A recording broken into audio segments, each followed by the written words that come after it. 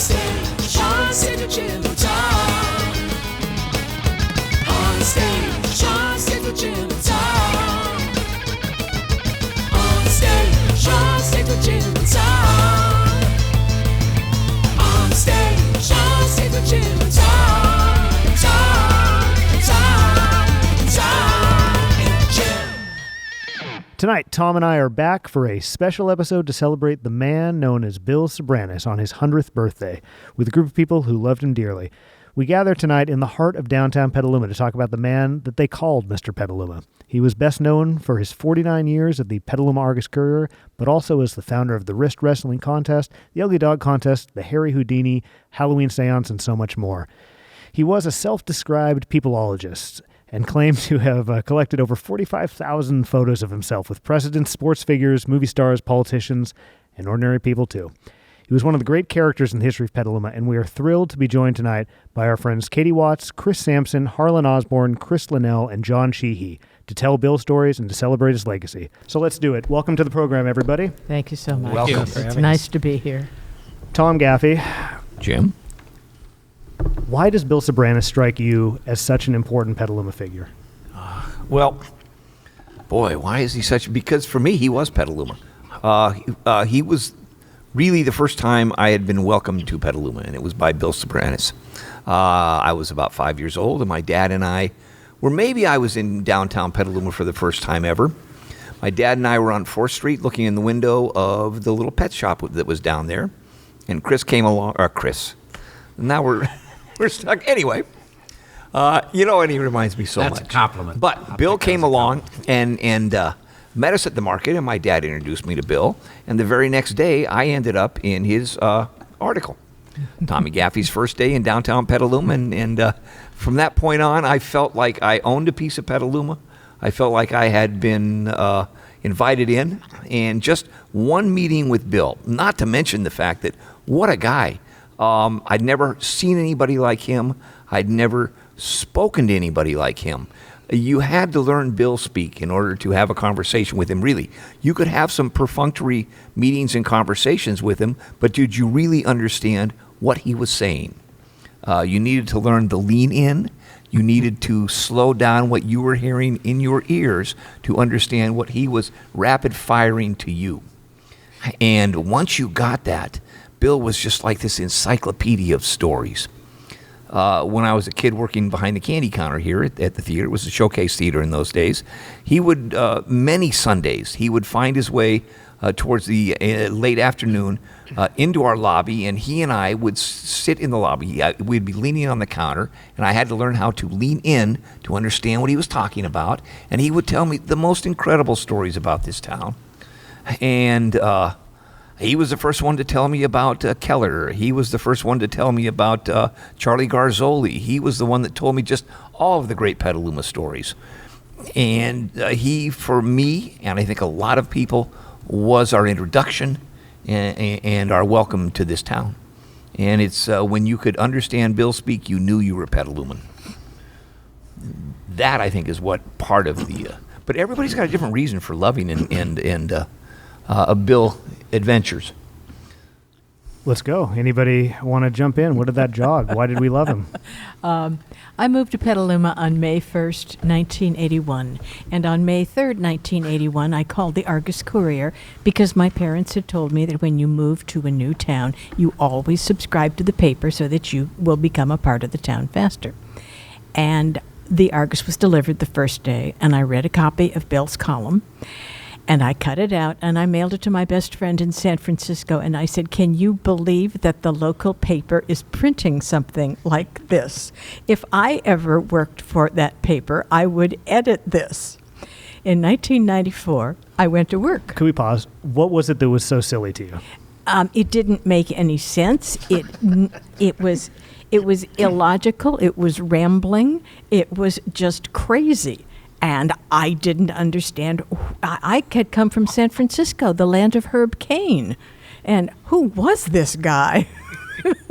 So in 1994, I went to work for the Argus-Courier, and I didn't know very much about journalism. I have a degree in drama. And one of the first things that I was told was that I would check out Bill's column.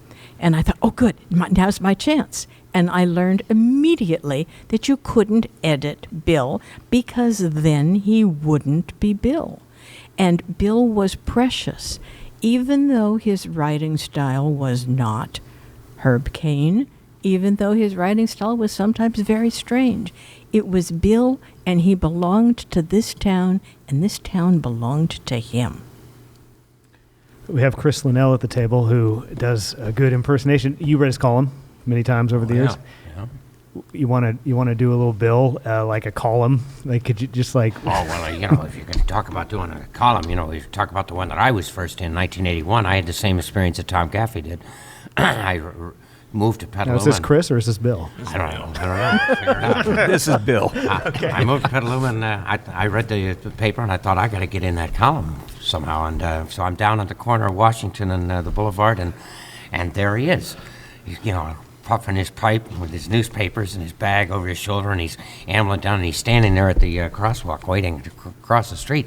And I came up to him, and I said, I was 18 years old, and I said, Mr. Soberanes, I said, I'm Chris Linnell. I'm an entertainer. I'm a puppeteer. I perform as Crisco the Clown. And he's all right. Write your name down, and I'll write about you in my column. So, sure enough, there it was. The next column. I felt just as Tom did. I felt as though I was already a part of this town. I was so excited. It was most exciting. I'd been in the paper before where I grew up, but nothing was like this. This was different, and. I used to see him a lot. I worked at KTOB for 4 years in the 70s and early 80s, and he would come in to talk to Devoto and Lippman and about wrist wrestling and so forth, and so I'd see him a lot. But I was at the Argus-Courier office one day talking to Martin Brody, who was the managing editor at that time. He was a friend of mine, and I was standing across the counter, and the office staff were all there. They were all listening, and and I was doing Bill. I was talking. Martin was laughing. Everybody was laughing, and then all of a sudden, Martin started going like this, and I thought, "What the hell?" And I turn around, and Bill comes walking in the door, and he comes over, and he says, "What the hell are you trying to do? Take my goddamn job?"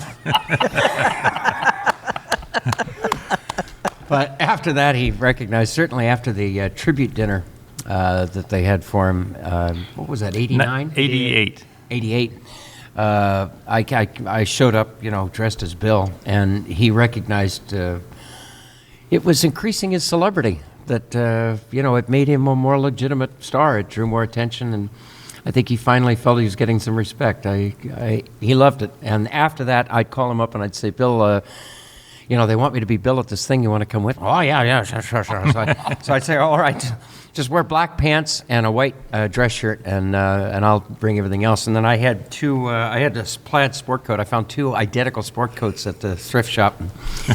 I had several different outfits put together, and so I'd go over to the house and, I'd dress him up, and we were costumed identically, and I had a name tag on that said Bill Soberanes, and he had a name tag on that said Chris Linnell. It said Bill Soberanes, peopleologist, and he said Chris Linnell, impersonator. And we go to these events, and his old buddies, Art Parent and Tomasini and, all the guys that knew him, the Clover guys, and they come up and they, oh, hey, Bill, here, have a drink, Bill. Hey, Bill, geez, you sound more like Bill than he does, and they, which one of you was Bill? And Bill loved it. He just loved it. I love it. Speaking of the Argus, you were the managing editor, Chris Samson. What did you think of Bill Soberanes when you started at the Argus? Well, I started at the Argus in 1975, and as Katie and Chris, as Bill were saying, my first impression was, who is this guy? I mean, he came into the office every day. He wrote his column from home, and he would bring it in typed. And in those days, we didn't have computers. We had typewriters. But Bill did not have an office at the Argus. He had a file drawer in this bank of file cabinets. And so he would come in, he would check his mail because his mail would be thrown in there. And this guy, as Tom was saying earlier, took you a while to understand Bill speak. And he always had a pipe, and sometimes he would forget that it was lighted, and he would send ashes flying around. So my first impression was, he's kind of a odd duck. Katie Watts recently wrote an article, Who was Bill Soberanes and why did he mean so much to Petaluma? And the third paragraph says, in 1997, a new publisher from out of the area, he called one of the employees, the features editor, into the office, and he had a question, who is this guy? And how soon can we get rid of him? That's right. It was 1997. This publisher had just come to Petaluma, and he didn't get Bill at all. And he called Diane Reber, who was a features editor at the time, called Diane and me into his office, and it said exactly what you said. Who is this guy and how soon can we get rid of him? And we were horrified. We said, Bill's a part of Petaluma. He's beloved. He's written this column for umpteen years. You can't fire him, or there would be an uprising and lots of cancellations of subscriptions. So Bill carried on. There was another incident in 1979. A woman named Lucy somebody wrote a letter to the editor criticizing Bill and saying, this is like an affront to journalism. How can this guy be writing a column? And the outpouring of letters in support, it filled the letters to the editor page for several days, and the Argus actually wrote a nice editorial supporting Bill and saying how important he was to Petaluma. So, yeah, Bill wrote a column for 49 years, never missed a deadline, but he survived at least two efforts to get rid of him. That's great. I think a thing about being a Petaluman is you actually are supposed to be an affront to somebody anyway, so Bill was right there with that. And John, you're the one who called us all together tonight. So yes, tell us, it's his 100th birthday tonight, Bill Soberanes. He passed away, but this is significant to you. He's significant to you. You've written a whole book on the town of Petaluma, and Bill Soberanes is in it. What do you love about him? Why is he so important to you? Well, I think growing up here, he was just the fabric of the town. He was part of the fabric. I never thought about it as a kid. He was a longtime family friend of my family and your family, the Ages. My father and your grandfather, Jim Ages, both went to school with him at St. Vincent's. And I was actually featured in his column the day after I was born, which I was reminded of recently when your grandmother passed away, Topsy Aegis, recently. And just before she passed, she sent me an envelope with just that clipping from 1954. And my mother had been in labor for 18 hours at Petaluma General, and the calls coming in to the hospital were overwhelming the hospital, and Bill reported that. And after she finally gave birth about 5 o'clock in the afternoon, there was a champagne party held. About 1 a.m. that night, Bill is out on the beat trying to find stories for his next column the next day, and he runs into your grandfather, Jim Aegis, who tells him, come and have a glass of champagne, and brings him into the champagne party where everyone's toasting my birth. And that's what appears in the column the next day. I am the news item because he can't find anything else to write about. So the background, I think for me, Petaluma in the 60s growing up here, it was a bit of a circus. We had all kinds of characters here. Everybody had a nickname in town, and Bill was one of the ringmasters. He, along with Ron Walters, who had a morning radio show on KTOB. You tuned into both. Every morning I got up before I went to school, I listened to Ron Walters, gave us the news of the day. He called people around town to find out what was going on. You'd read Bill's column. Every day you got home, there was news about people in town, and it's just the way you kept track of things. And they were ringmasters. To me, it was a circus, but I didn't know anything different. And it's amazing to me when I look back at Bill, how many memories just are evoked because he captured so much of the feel of the town and the people and the way things were changing in town as well, which is very important. Yeah, because how many people at this table have written for the Argus? We have all. You haven't. Wow. I've appeared in the Argus, but I'm not a writer for the Argus. But your words have appeared in the Argus. Yes, okay. So for free. I want to note they don't pay me. There was the Explorer Scout newspaper. Yes, let's talk about that because Tom and I were Explorer Scouts at the Argus-Courier. And the editor at the time was our troop master. It was Gaines. His last name was Gaines. He was a great guy. Ross Gaines? Gaines, yes. Absolutely. Yes. Before my time. Yeah, it was a couple weeks ago. Yeah, and I delivered newspapers. I actually just pulled up the article about you in 1954. Oh, no. It's not so wacky, you know what I mean? It's like your mother entered the hospital at 5:15 Tuesday afternoon when John Patrick was born. Things really happened. It seems all of the Sheehy friends decided they wanted to be the first to know when the new baby arrived. So for the next 32 hours, they kept the telephone wires hot with hundreds of phone calls. As soon as the news of the baby's birth was received, these friends threw a big champagne party, and the bottles from this party will be saved and presented to John Patrick when he is a little older. That did not happen. He goes on, "We are willing to bet the Petaluma Hospital has never received so many calls over the birth of a baby as it did in the case of John Patrick Sheehy." That's a thing, right? I mean, he would go downtown with his notepad, right, interviewing randoms, and he would he would have a notepad in his pocket, and he'd be writing himself notes to compose his article later. Is that a correct thing? Yes. Okay, so he was a journalist, but like, if you're a young person, if you just moved to Petaluma, you're like, okay, so he wrote a wacky column that was sometimes kind of fudging the truth. I mean, it's important to note that he also was like a big booster of Petaluma. It feels like everything that he did centered around self-promotion and also promotion of Petaluma. Don't wait till tomorrow. Boost Petaluma today. Was that a quote? Join the Boost Petaluma movement. Yes. In all caps. It Yes. ended All caps at the end of every column. In all right. at caps. the end of every column. Join the Boost Petaluma movement today. Be a booster. Tell your friends about Petaluma. And that was just his movement? I mean, it wasn't an official thing, was it? Just promoted it every single day. Why? Why do we think he felt... I mean, because it's a funny, Because he weird loved thing. Petaluma. He loved Petaluma. just- You know what? And if you look at where he lived right in the center of this town. Oh, wait a minute. I don't think it's a weird thing at all. Herb Cain loved San Francisco, talked about it all the time. Gay LeBaron talked about Santa Rosa all the time. I don't think there's anything weird at all about a hometown journalist wanting to promote his town. No. I would just counter weird in today's standards, kind of. Right, because journalism has changed so well, much. yeah. So he's weird in a few different ways. Because I was thinking about you, John. Because I was going to ask about you. Your words have appeared, and you are very by the book. You and Tom have very different ideas about storytelling. Tom's good with. I mean, really, Tom, in my opinion, is the spiritual successor to Bill Soberanes. I know that makes you very uncomfortable, but Well, he certainly looks like it anyway. but dresses. Tom Gaffey famously says to me all the time, he never lets the truth get in the way of a good story. Of course not. and you're the opposite. Yeah, I footnote my story. So You know, what? Footnote to that, actually. John's mother according to the story, John's mother was in labor for about 32 hours. And several times during that labor, she would say, "I think he's coming now." And he would be saying, "No, I don't think that's exactly correct." In fact,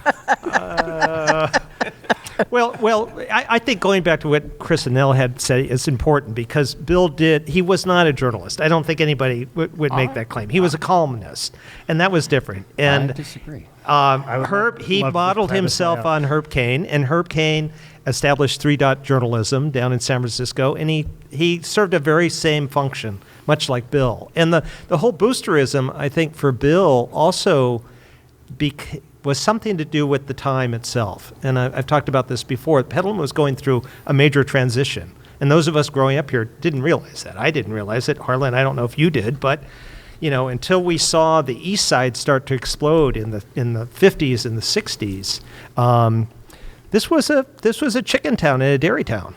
And that's what Bill came out of, and my parents and your grandparents and whatnot. And suddenly we were becoming a suburb. And the chicken and the dairy industries were both dying off in the 1950s. The dairy industry sort of recovered, but it consolidated. And the chickens were pretty much gone. The downtown was being deserted. And suddenly we have these new shopping malls pulling all the foot traffic over to the east side. And we have all these new suburban homes going in. And the town is in an existential crisis, in a sense. It doesn't know what it is anymore. And Bill stepped into that void. And so for me, when I look at what he did over those years of boosting Petaluma, he tried to bring back a sense of excitement. He tried to he tried to hold a sense of the eccentric nature of the town. And that was an important function. I think that's why he's so important. He wasn't just some flashy columnist writing funny stories or something. He really filled a void. And he made those of us who grew up here feel like the town was still a town that had some uniqueness to it, had some of the values we'd grown up with. And then he welcomed new people who came to town. And he was really good about that. He wasn't scared about the future. He wasn't scared about change. so John, that was an interesting statement. He wasn't flashy, but you know what? And he wasn't flashy, but he did the damn flashiest stuff I've seen anybody do, for crying out loud. I'd even heard a story about he was some friends of mine or some friends of my parents were watching Frank Sinatra at State Line in Tahoe, and they walk into the club, and there's Bill conducting Les Brown's orchestra, for crying out loud. Bill starts the wrist wrestling championship.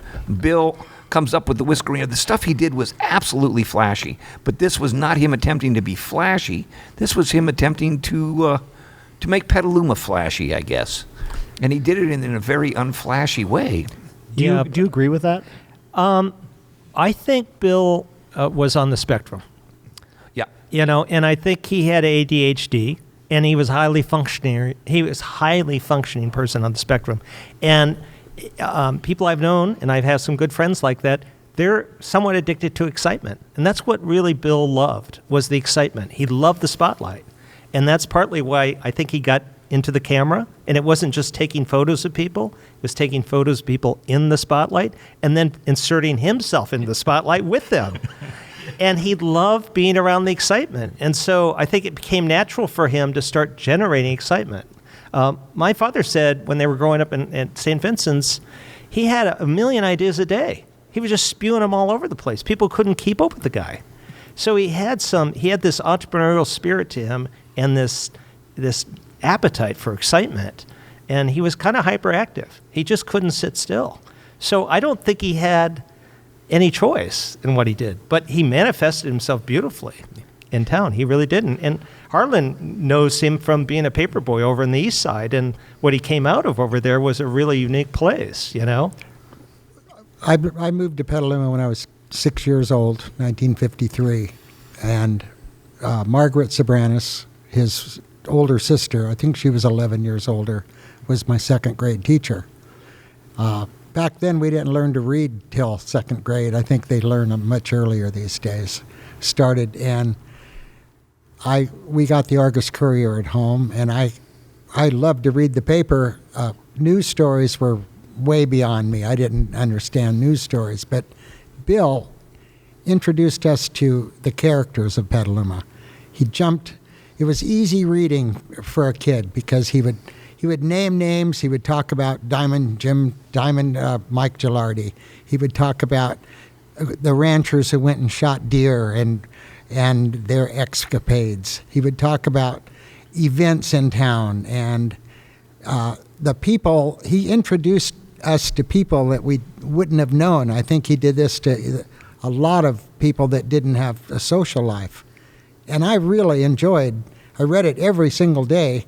I'd read about Desert Dan Delaney, who nobody knew who these people were, but no. Bill, it was either warm. Did Bill. He admired, he was always complimentary to people. He never criticized anything. I attribute that to his family. Margaret was the most gentle person. She never spoke of Bill at school, ever talked about, that's my brother. She knew everybody was familiar with Bill. But she kept that aside.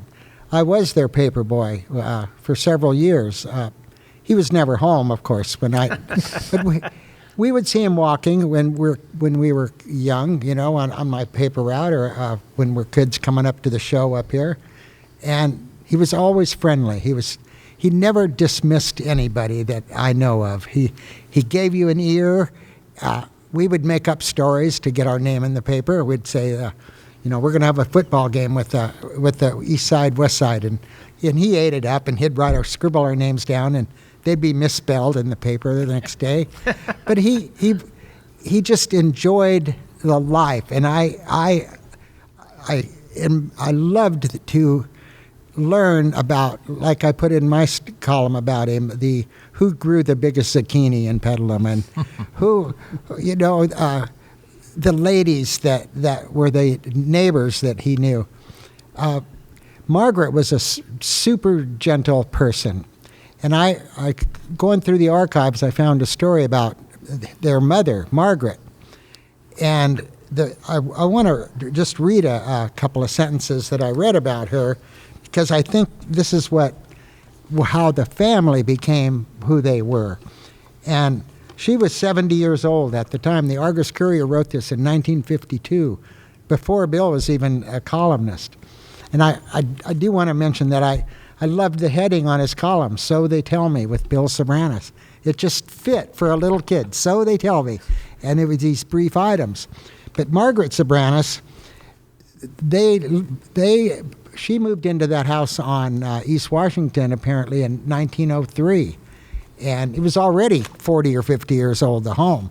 And this is just for modern day people. It's across from that Starbucks. Is that correct? Yes. The one that's like right before Whole Foods, right in the kind of the middle of Washington. That's right. Yeah, okay. That's it's a right. white Gothic house built in the 1860s. At the time, in the 50s, when I was through in the, say, late 50s, there was Margaret Soberanes' family, the Caulfield's Meat Market, and Lamar Lawrenson ran the grocery store. Okay. And then there was the East Side Garage and, of course, the Tivoli on the corner. Yeah. And so Margaret, the senior Margaret, she mentioned working in the times have changed when she read that, when she was interviewed. And she told about working in the starch factory and in the apple cannery, and that it was sad that the pickle factory and the tannery were gone.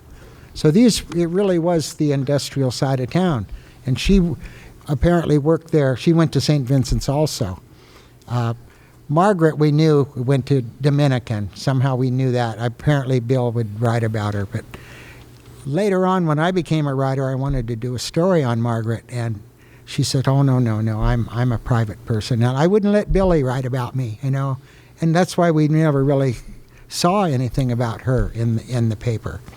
But in this story about his mother, it said that she possesses a calmness and contentment that is enviable in this high blood pressure age. She believes happiness, to a large extent, must come from the work that one does. People are freer today to choose to make themselves happy. And I think that she imparted that on Bill. To make yourself happy, you don't have to make a living. I can't prove that, but he did what he wanted. He made his life. But he opened the doors to these characters. They weren't all characters. They were businessmen. They were all walks of life that kids never would have known by going uptown, you know. But we knew everybody was friendly. He made us think we knew these people. And I thrived on that, and I learned to read, and I loved reading that, as well as the Argus-Courier. They had the old AP stories back then, but they had all the local stuff, the city council meetings and the events. And so you talked about a story when he went on stage and supposedly conducted Frank Sinatra's orchestra. Yes. I mean, it seems like he was kind of a conductor of people. You know what I mean? It seems like Petaluma was sort of like his venue, and he would just sort of his column was the place where he would do his, connect this with that, and we're going to talk about this. And he created characters, he created action so that he could be in the center of the action, it seems like. And in doing so, he kind of built a community where everybody felt like they knew each other. Was that purposeful or was that accidental? John, what do you think? I think a little bit of both. I mean, I think he found himself, Harlan was talking about where he grew up, and one thing that struck me, looking at his background, his father, who ran the shoe factory in town for many years, died when he was young. And that was something that happened to my father and happened to your grandfather, Jim Aegis, as well. And I look at these young men at the time, and what struck me about all of them is they all grew up in neighborhoods in town where a lot of family members lived on the block. And that was Bill's case with the Caulfield family. He descended from Thomas Caulfield, who ran the stockyards in town. And he had all these cousins living on the block. And his and uncles as well. And his two older uncles, Tom and Will Caulfield, who took over the stockyard operations there, they became his mentors. And that was the same for my father on Bassett Street. And my father also became a surrogate son of Diamond Mike Gilardi. And so did Bill, because he ran the swankiest cocktail lounge in town. And my father, when he got out of the service, became one of the bartenders there, known as the Sheik.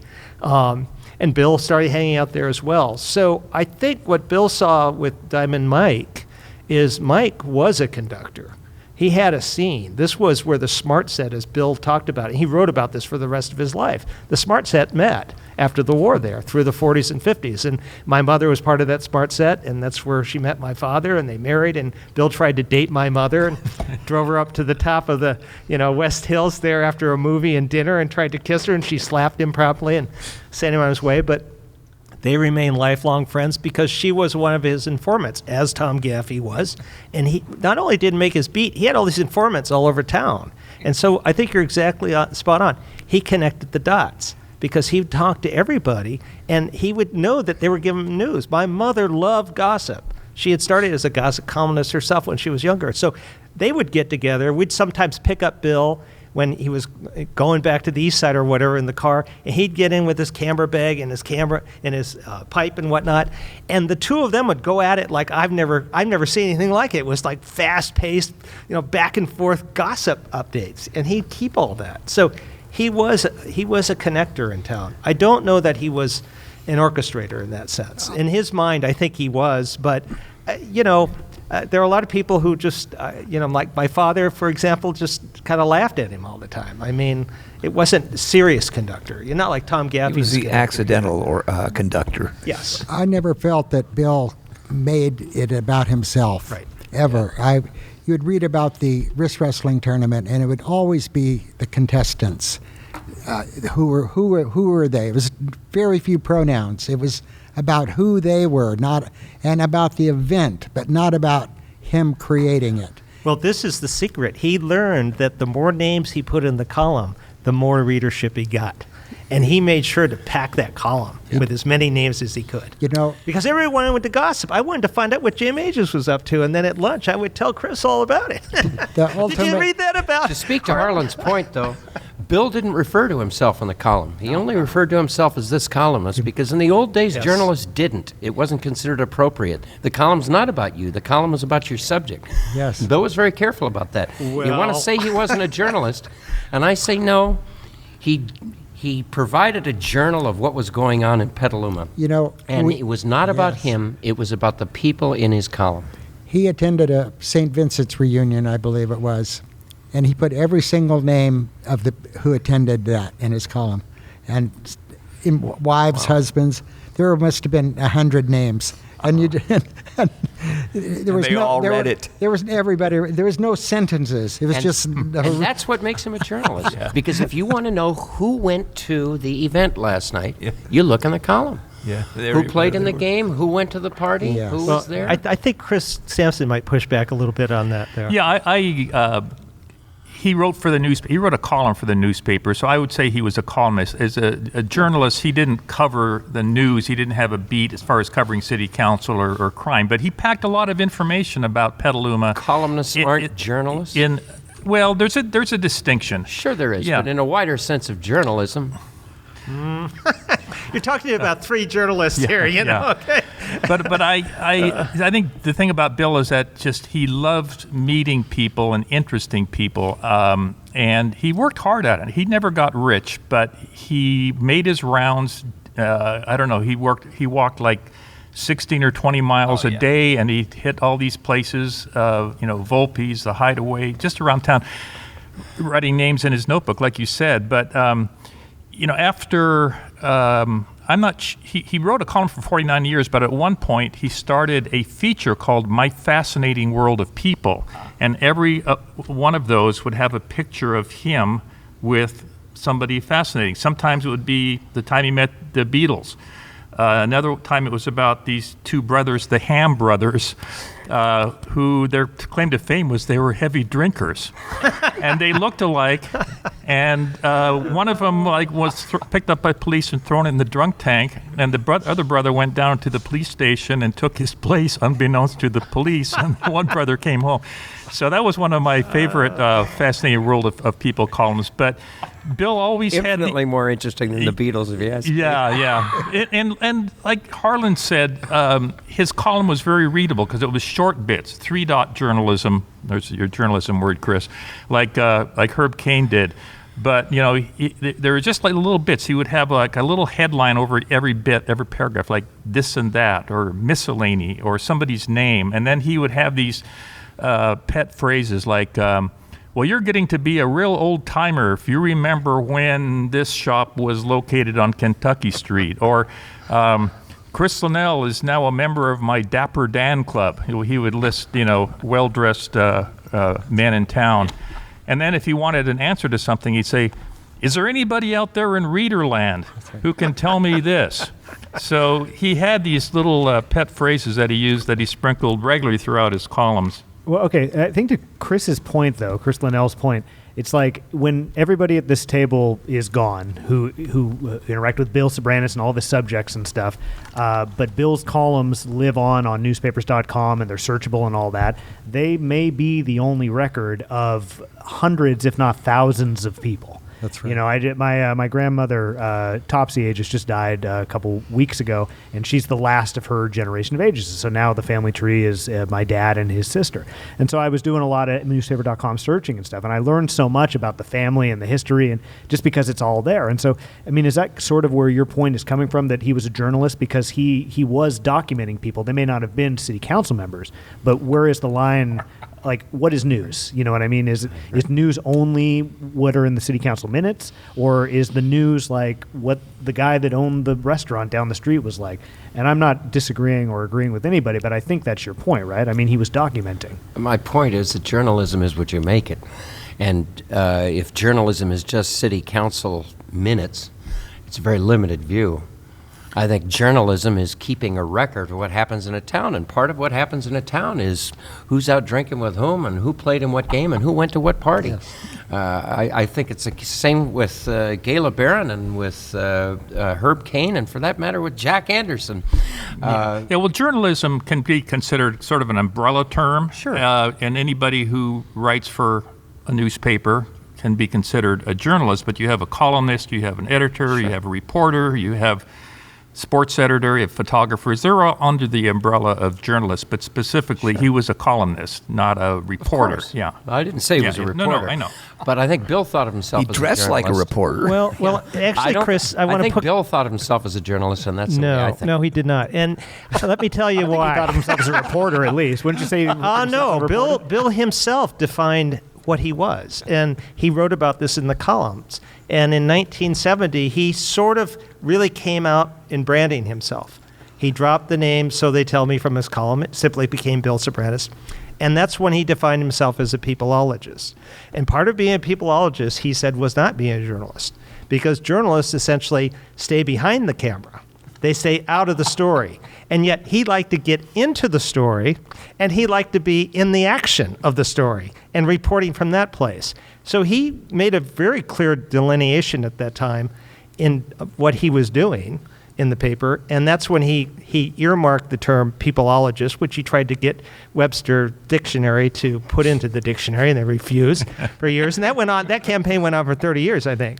But the other thing that strikes me at that time that he also does is he turns the action on himself, and that's when he starts My Fascinating World of People, too. And in every one of those stories, he's always in the picture with the fascinating person, And that becomes what Bill is. And it's part of a new wave of journalism in the 60s and 70s, which is called new journalism. And Tom Wolfe is the epitome of that. Hunter S. Thompson, who I loved when I was in high school. Tom and I really... It almost killed us. And Tom was the editor of our high school newspaper. I want to say that. He was my editor. New journalism was the journalist actually puts himself into the story. So Bill was, in a sense, branding himself with this new movement that was going on. He was a new journalist, in a sense. Fascinating world. Oh, go ahead. Yeah, go ahead. Oh, I was going to say that. Yeah, then that pretty much makes him a journalist. Yeah, under these new terms, under this new, his own definition. Yeah, but that was in the 70s, which is no longer new, I must say. That should be pointed out. Yeah. But to Jim's original point, I don't think you find many columnists writing like this today. I mean, I kind of...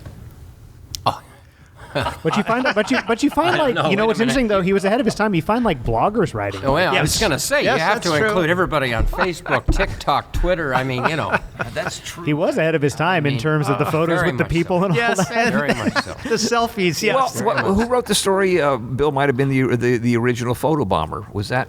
Was that Chris? No, it's John's line. I used Yeah, it. but I Okay, think it it's was been Katie. used for Yeah. maybe. Yeah. I stole it from Chris Samson, I think. Oh, yeah, no, you had an article how Petaluma Bill Soberanes became the king of photobombing. Actually, there's column. David Templeton wrote a piece last week, but I wrote an article that'll be in this week's Argus about how Bill got those 45,000 photos taken with Okay. different people. Okay. I got my wires crossed. Okay. I think there's a lot of very funny stories in those photos, right? The way that he scored the photos with the different people. Could we kind of do an open forum here? Like, what was the one where he got in the elevator and got the shot and got the hell out of there? So here's a story that I'd heard a long time ago, and maybe somebody here can tell me if it happened. Anwar Sadat was in San Francisco, and he was not doing interviews. He was here for business only, and he wasn't going to talk with any newspaper people. Yet, so the newspaper people were all queued in the lobby of the Fairmont or whatever hotel. Former president of Egypt. For the okay, young you're right. listeners. Okay, Anwar, yeah, former president of Egypt. And there was a lot going on with that guy at this time. It was, and so everybody wanted to talk to him. He wasn't going to talk to anybody. They're all waiting in the lobby of wherever the hotel was. The elevator comes down, the door opens up, and who's on the elevator with him but Bill Soberanes? Now, that's the story that I heard. Can anybody at this table actually, has anybody heard that besides me? Yes, actually. Yeah. Anwar told that to me personally. I was having coffee with him one day. I was wondering. He said that. He said that's how I met Bill. Yeah. No, actually, I met Bill introduced me to Art Linkletter one day. I took him out to the what was the name of the Pink Elephant in Monterey? Yeah, the Pink Elephant. Pink Elephant. And I don't remember what the event was, but I drove him out there. He wanted to go out there. And Bohemian Grove, maybe. Yeah, it's right. It may have been a next Bohemian Yep. Grove gathering, yeah. In any case, we get there and we go inside, and Art Linkletter's there. And Bill says, I want you to come here. I want you to meet Art Linkletter. So he comes over and he introduces me to Art Linkletter. And Art Linkletter, who arguably could be called a journalist because by the Why not? same stroke of the pen as Bill. But Art, who to me was an icon, as a kid growing up, I saw him on TV, and he was 94, I think. And he looked fantastic. He looked better than William Shatner did when he came out of space, who looked really good. But from the second Bill introduced me, Art wouldn't stop talking about Bill. Bill was the star. Art didn't talk about Art. Art didn't talk about, about his time in TV. He was talking about Bill. Bill was the interesting character to Art. Of course, that's kind of what Art's bag was, much like Bill. It's probably why they got along so well. But I was just amazed. Here is Art Linkletter, who I'd seen since I was a kid, and he's talking about Bill Soberanes. I thought this is incredible. If you see Bill in a lot of these photos, it's sort of like the person with him, if it's a famous person, this has a deer in the headlights look like. Yeah. Who is this guy? I was in the newsroom at the Argus when it was on the Boulevard. This was in the late 70s, and I was going to go up and cover a speech by Angela Davis, the activist and author at SRJC, and Bill said, can I go along too? So I went up there and I covered it like a reporter. And did you know exactly what he was doing? Did you know? Well, yeah, he said he after I knew he would want to have his picture taken. Were you holding the camera? Well, he always said, "Here, take two, real quick." Take two. He didn't meet Angela Davis. We got to go backstage because we had our press passes, and he hands me the camera and he goes right next to her, says, "Quick!" And so she doesn't know who he is. But She didn't talk to Art Linkletter first. No, but around that same time I interviewed Bill. I think this was for a 1977 Top of the Bay special edition that the Argus used to do. And he told me how he got his photo with the Beatles. They were going to appear, this is 1964, they were going to appear at a concert at the Cow Palace. And they arrived at the airport, and the crowd was going wild, as you know, those the Beatles' heyday. And they had they put up an impromptu fence to keep the crowd out. And Bill heard from somebody that they were going to be staying at the Hilton Hotel. So he gets in a cab, speeds over to the Hilton Hotel. He arrives just as the Beatles are showing up, and the security guard recognizes Bill and lets him walk right in with the Beatles. He goes up to their hotel room, and then he follows them down to the podium where they're giving a press conference. And in that photo, there's the Beatles, and there's Bill on the left, just standing there. With a big grin on his face. Yeah. Just it's like the photo bombing, like we said before. You got to tell the Jimmy Carter story. So your article actually got published today, and they titled it "How Petaluma's Bill Soberanes Became the King of Photobombing." And in that article, you talk about getting the photo of Jimmy Carter, and that is a great story. Yeah, it was the same kind of a deal. Jimmy Carter was actually campaigning for president. This was 1976, and he came to San Francisco, as part of his campaign trip, and Bill goes to the airport with a lawyer friend named George Davis, who knows Carter, and the Secret Service say, no, you can't get in, but they call their headquarters and they find out. I guess they talk to Carter and they find out that your friend George Davis is here with this reporter. Can we let him in? He says, okay, let him in. So they go in. Bill is able to ride in the motorcade to downtown San Francisco. And, has his picture taken with Carter.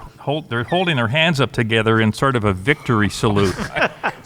And it was in that story, I quoted an article, comment that Jimmy Payne made to the Press Democrat after Bill died. And he said, it was just incredible. He could get in with anybody. He didn't know, but Bill just had this uncanny knack for being able to get in the room or get in an elevator with famous people. But a lot of those 45,000 people were like the Ham brothers or just regular people in town. But his ability to get these photos taken with, celebrities, Jane Mansfield, 5 different presidents was amazing. I'd like Chris to elaborate on Bill's habit of putting his arm around people so they couldn't crop him out. He'd always have mystery hand there. And I want you to tell your story about why Bill's right arm was always tan. He wrote a piece one time about he rode to Arizona with some friends. Of course, we all knew he didn't drive, so he rode to Arizona, and when he got back, he wrote about how his arm was all suntan and sunburned, but just one arm, because it was hanging out the window, and the other arm was pale and white. And another item he wrote about going to Santa Rosa, and he spotted 4 dead skunks and 2 dead raccoons, and he says, does that mean there's more skunks out there than raccoons? See, he was also a scientist. I was the exact same one. That's a journalist. I want to know something. We've spoken about the fact that Bill didn't drive, but I distinctly heard you say that he drove your mother up to... Yes, the top of La Cresta Drive. And he came back. He in a car. Yes, in a car. He did drive at one time, and he graduated from St. Vincent's 1941, and then Pearl Harbor happened 6 months after he got out of high school, and he joined the National Guard first, and then he joined the Merchant Marine. He was assigned South Pacific and whatnot. He was home on leave. 1944, that's when he met my mother. She was working in Pete Fundus's candy shop behind the soda fountain, which he wrote about for the next 50 years as the place where the prettiest girls in town, even when my mother died 4 months before him, in his column the next day was, she worked at Pete Fundus's candy shop where the prettiest girls in town worked. So that's where he met her, took her on the date, drove her up to the top of La Cresta. She slapped him and promptly had him take her home. 2 weeks later, he's still home on leave, 1944, and he's got the family car. I don't know if it was his mother Maggie's car or whatever, or his uncle's, and he smashes it into some lady driver on G Street. And after it totaled the car, and after that, he never drove. And he walked everywhere. I've seen different reports. In the early days, they said he walked 20 miles a day. And by the time I think you came on the scene, you reported 16 miles a day. So he was... He's cutting back. Are there any other good stories about him and the celebrities? There were other stories about presidents. I don't know if this is in your collection, about Herbert Hoover, former president from the Depression days. Bill went to try to get an interview with him at a gathering in San Francisco, and he fell off the platform. And Hoover watched this and felt so bad he had to come up to the platform. He got the interview out of that. Okay. Wow. Then there's another time in the 50s. He goes with 2 Petaluma businessmen to Sacramento to meet with the mayor. Goodwin Knight was his name. And they're out in the outer office, and the secretary puts the intercom on and says, Governor, the party from Petaluma is here, Mr. Barless, Mr. Matson. And then she starts to spell Bill's name. And Mr. S-O-B. and A lot of the people governor thought of that, yells, right? let Mr. Matson, Mr. Barless, and that SOB in here right now. He's also known as the man who fell the hardest for Lauren Bacall. Because when he met her at a press conference in San Francisco, he went up to take her hand, and he fell flat on her face in front of her. He fell flat on his face. His in front of face, her. right. Yeah. He fell on his face. So, and I one other thing I think we should mention here, his many trips to San Francisco and being in that scene and meeting all these celebrities, that was the only connection we had when I was a kid to the big celebrities outside of Petaluma. I mean, he connected us to the national stage, even though it was kind of in a goofy way, often they were just a photobomb. We felt like, hey, we're important. We're connected with what's going on out there. Well, because it's important to mention that like this area wasn't a place where celebrities would come and like spend their weekends. You know, I mean, nowadays it's not uncommon for you to hear, you know, whatever Lady Gaga's in Napa or you know Madonna or Kanye was over in Sonoma. This was not that back then. Well, with one exception. Yeah. Petaluma Hotel. They used to stop. I Yeah. mean, Okay. people coming up Old Redwood Highway from San Francisco north. They know this. It was the Bohemian Club too. Yeah. And so the Redwood Room in the Petaluma Hotel, which is where the Shrubbery is now, which was across the corner from Gilardi's corner. Those are the two cocktail lounges. That was really Cocktail Row in Petaluma, and they were well known. People would stop on their way to and from the Bohemian Club. There would be limousines parked, lined up on East Washington Street in the 50s. And that's where people would go in. They'd hear Earl Bond would play in the organ in the Redwood Club. They'd be playing dice over at Gilardi's or betting on the horses in the back room. And that was well known among the hotsy-totsies coming up from San Francisco. Well, he could just go fishing there every weekend then, right? I mean, to get his photo? Yeah, That's exactly. perfect. What about his connection to Harry Houdini, who, by the way, played on this stage so many years ago? I think you have to talk to Tom Gaffey. Yeah, well, I mean, As far as Bill's connection, Bill, and I'm not sure when it started. Bill, after Harry Houdini died, he and his wife had set up a message that he would try to impart, or she would try to impart, depending on who died. Let's see if seances can really happen. Let's see if we can communicate with the dead. So he left a message locked away, and his wife, for 10 years after Houdini's death, were having seances to try and bring him back, and they got nothing. Harry didn't come back. There was probably no money in it. But other people decided to carry on the tradition, and I'm not sure. When did that start? Katie, do you remember when? No. The Society of American Magicians, right? Yeah. How did the story start though? Like, why did he? Like, why? Like, why did he? That's the question. Like, why was Bill so interested the in? Society of American Magicians was trying to carry this seance forward because it promoted their profession. And Bill had a lot of friends who were magicians. And really, and I think Bill saw an opportunity. Yeah. They didn't want to do it anymore, and Bill thought, what the hell? This is another great Petaluma thing. So he said, we're going to have the seance right here. This is the official. He would tell, this is the official Harry Houdini seance. He was calling it because nobody else was doing it. Okay, so it existed before him, and he just kind of took it over. Yes. Okay. He's like the Romans. As Tom said, he it didn't died originate out. the things. He just glommed onto them and made them his own. Yes, that's true.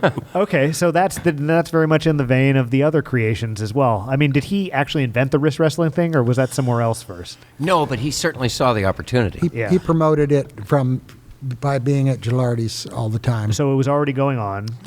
Well, I think they made a big deal of staging that first big event, although I think the muscle men were always doing it at the bar. Right. That's my understanding was that he saw men wrist wrestling, or he called it wrist wrestling, arm wrestling, wrist wrestling, at the bar at Gilardi's, and then he arranged a match between Jack Homel, who was a trainer for the Detroit Tigers baseball team, and a local rancher named Oliver Kohlberg.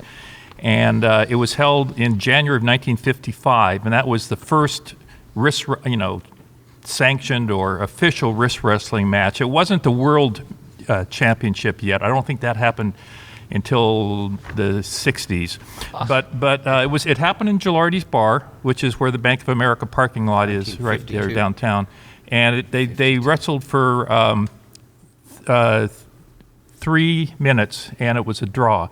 Now, I double-checked. It was 1955. Yeah, it is 55. This is Bill's date, Yeah. Okay. Well, but wrist wrestling was a regular betting game in Gilardi's at the time. Okay, so and so as they were saying, he saw a thing that he could like promote. He saw the excitement of the other patrons at the bar betting on the two contestants. Okay. And he'd known Jack Hummel hung out at Gilardi's, went off-season to the Detroit Tigers, and he bragged about being able to beat everybody in the world by wrist wrestling. And Kohlberg at the time was also the strongest man. He lived in Lakeville. He was a big 250-pound strongest man in town.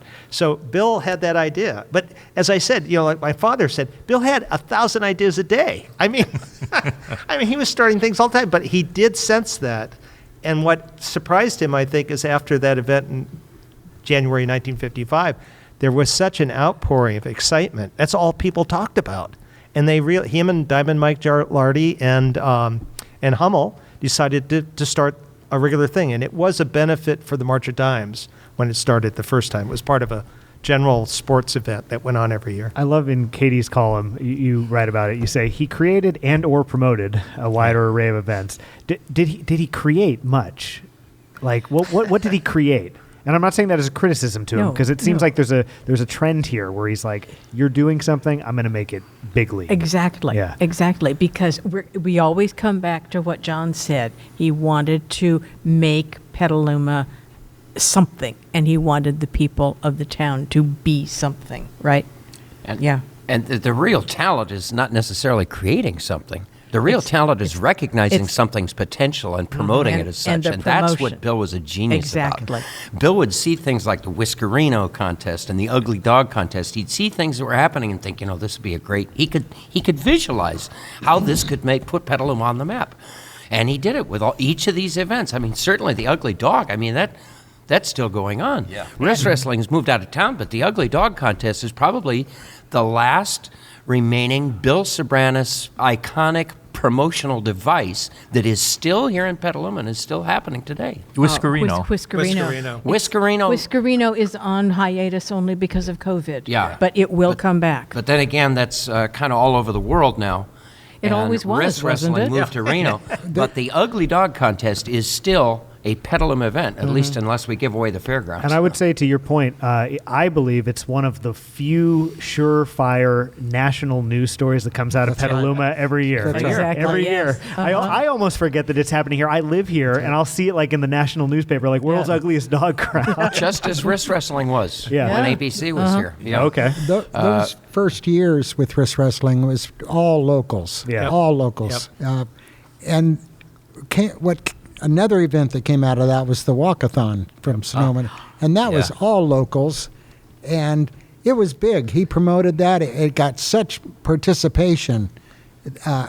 But he never walked. He never walked. He never arm wrestled. They walked from Sonoma to Petaluma every year starting in 1956. He got hundreds of people to walk. He never walked. He wasn't an athlete. He was a journalist. He was an impresario. Easy. But the weird thing is, he walked that amount of mileage every day. And he got his steps in. He got his steps in. And again, ahead of his time. That's part of the BS health kick. Well, I don't think, one story I love about Bill is after he gets back from the Merchant Marine in 47 or whatnot, he kind of knocks around trying to find a profession. And he's a hay baler. He's selling and trading hay. And he's working for his uncle, Tom Caulfield, down at the stockyards as a rodeo kind of roundup guy. But he complains that work gets in the way of talking. This is the problem for him. And I suspect on the walkathon there wasn't enough talking. I mean, it's like he got bored, so he was going to walk for 20 miles with a bunch of people, the same people. I mean, I was going to note this. This is totally off base, but Bill and I interviewed the last surviving Egg Day Queen in 1997, 98. And he knew where she lived and I didn't. And obviously he didn't drive. So I buckled him into his seatbelt in my little car and off we went. and he wouldn't tell me where we were going, which made it a little difficult, but it was pretty much, well, turn here, so I would You didn't go turn up there. to La Cresta. No. So we turned on the right on the proper street, and he says, "Well, I think I'm gonna have to look at my paper here." And he looked at it upside down, and I turned it up, and he said, "Yeah, it's number 27." And so I turned, and I saw that number 27 was on my left, and Bill looked over there, and then he looked to the right, and he said, "I used to come here all the time when I was a kid, and it was over here on that." So I found out from the Egg Day Queen's daughter that Bill had one of his friends had lived on that side, and he had just gotten confused.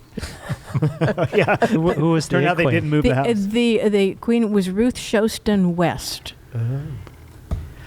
Yeah, in the lead up to this thing, I didn't realize he did so much more than just the seance, the ugly dog, the whiskerino, the wrist wrestling. I mean, he had riverboat, rowboat contests. He had something races. called the Old Adobe Fiesta, table tennis championship. tennis. I mean, he was just throwing stuff at the wall. And don't forget the Centennial. I would not. Yeah, I would no. never. Yeah, of course. Okay. Yeah, those columns leading up to the Centennial were just huge. Boost Petaluma now, grow. Isn't that where Whiskerino came from? Whiskerino Was the came in, Centennial? Centennial. Yeah. 1958. Right. Should know, too, I want you to finish your point, that Whiskerino now takes place in this building every year. Yes, it does. Which is the Phoenix Yes. Theater. Yes. Which Which is where it should be. Hey, it all should Agreed. take place. The ugly dog should take place here. Yeah. But he had, and then he would spotlight like hundreds of other events as well. I just love that he was like a one man movement with this Boost Petaluma thing. Exactly. I mean, it just seems like he didn't have it was not like a nonprofit. It wasn't like, we meet once a month to discuss it. Right. He just was like, this is what we're doing. Let's go. I'm going to use my column to do that. Well, I think on that point too, this was a town that was predisposed to that. And what Bill looked to as a model was Bert Kerrigan, who was brought here by the Chamber of Commerce in 1917 or whatever to promote the egg basket of the world. That was his term. And he put on all these events, and he did all these things down in San Francisco where he'd take planes and drop feathers with little coupons to get a dozen eggs. And he really built the buzz. And the whole town just lived on being the egg basket of the world for so long. We punched above our weight, in a sense. And so we were prone to that. And a lot of people were just hungry for that. And that's what Bill fed into naturally right there. Well, and who is it? Is it the three of you think that the Kerrigan was actually a scam artist? No, because I've heard him talked about as a guy who came in and tried to sell a thing, but it was maybe he was more concerned with himself than the town. Is that? I think the spending was the problem for him. Spending was the problem for him? That's what my understanding is. He was an Olympic athlete. They hired him for the job specifically. Yeah. And he obviously did a good job of it. Yeah. There was some financial difficulty. And As in what? He took too much money? He spent too much money. It just went crazy. I mean, he was like Bill. He just went full out. And that's what Bill saw as a model. And Bill tells a story where he met Kerrigan later, I think in the 50s, and Kerrigan advised him not to put all his eggs in one basket. Along with the promotions that Bill wrote about, he also wrote about every fraternal organization. The Elks would have their meetings, every reunion, every gathering, every social gathering, fundraisers. They all got publicity through him, whether or not they were on the social page or not. Many of them were, but Bill always added his inflection to the Moose Lodge event and it really made Petaluma feel like a community of involvement. Yeah. You were mentioning Bert Kerrigan, and Bill was the second recipient of the Good Egg Award in Petaluma. And the first recipient was Adair Lara, later Adair Haig, who wrote the history book about Petaluma. And she used the term, which I've always loved in the book, describing Petaluma as always being a shameless publicity hound. Because you think of it, the egg basket of the world, Bill Soberanes, ugly dog contest. There's just been a lot of promotions, and Bill was an integral part of promoting Petaluma. Yep. Exactly. Bert just had one.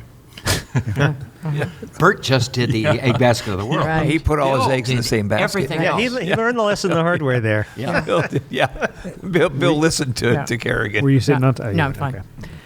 Yeah, I mean, it just seemed like this was his like high, connecting with people, just being in the center of the action. It seems like he was like addicted to that in the best way, and whatever his situation was, in his autistic or not, or ADHD or not, it just seemed like he found the thing that really turned him on. He found the thing that gave him purpose, and in doing so, here we are talking about him. And I think it's really good. The line about work getting in the way of talking, really, that notion can apply to anybody's line of work. I mean, if you ask Tom Gaffey, what do you think of work? He'd say, work gets in the way of me hanging around the theater. Yeah. If you ask Chris Samson, well, what do you think about work? Chris would say, well, work just gets in the way of my writing.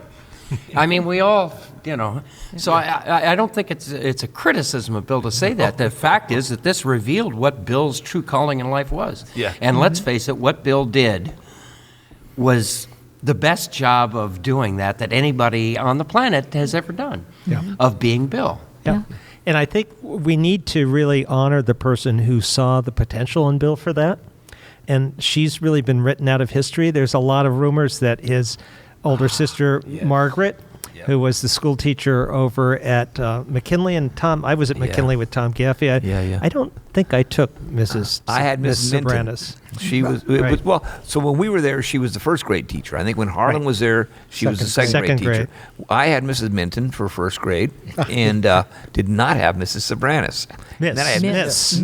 Oh, you're right. Miss You're Soberanes. absolutely correct. Miss Soberanes. Yeah, you're absolutely correct. But let's clarify. She was not the person who mentored Bill or rewrote his columns or edited them. No. And the woman who encouraged Bill to go into writing a column for the Petaluma News, which was a newspaper that only lasted about 2 years here in Petaluma, was his cousin, Nettie Rose Caulfield. And she was the daughter of Will Caulfield, who grew up 2 doors down from Bill. And Nettie was few years behind Bill in school, but she became a freelance journalist. And her first husband, I think, was a rodeo star, and she covered rodeos. She was a horsewoman, and she wrote for, Harlan probably knows this, Hoofs and Horns magazine, and also for the Redwood Rancher, and she wrote for Cat Fancy magazine. And her second husband was a motorcycle racer, and she wrote for motorcycle racing magazines. She's the one who encouraged Bill to start the column because he was running around taking photos of all kinds of people at that time. And she's the one who helped him start the column off in the Petaluma News. And then she was a freelance writer through the 80s. And when he started the wrist wrestling contest, she was really the back office person.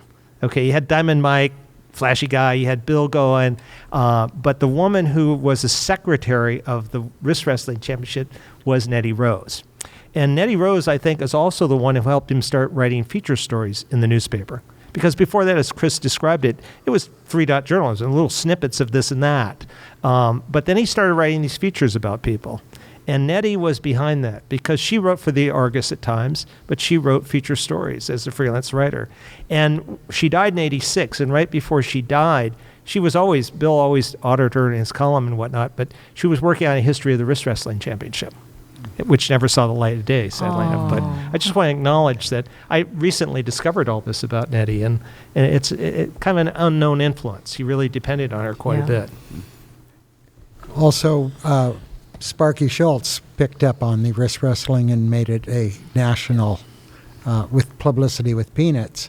Oh, yeah. I'm not sure if it was televised before that or if the television came. I think it came right after that because I remember Snoopy came to town and was disqualified because he had no thumb in that cartoon by Schultz. So it sold it. Yeah, I think it was 1968, and then the ABC came in '69. I think. Yeah.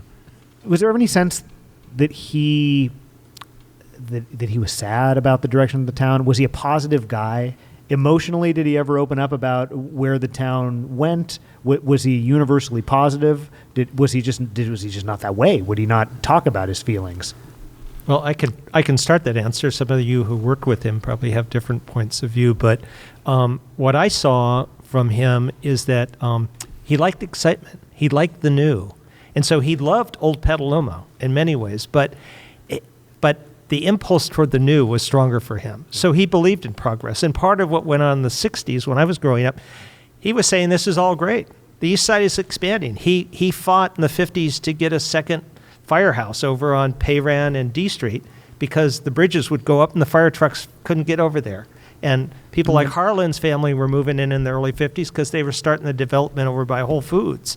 And then the freeway went in. So he believed in progress in that sense. What always amazed me is you get to the mid-60s and a lot of the things that he cherished in town are being torn down. Gilardi's Bar, which is now the parking lot of the Bank of America.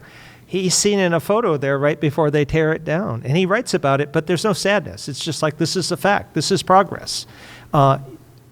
East Washington Street, where he grew up. That's right. My God, it's a 2-lane street. It's all family homes around him.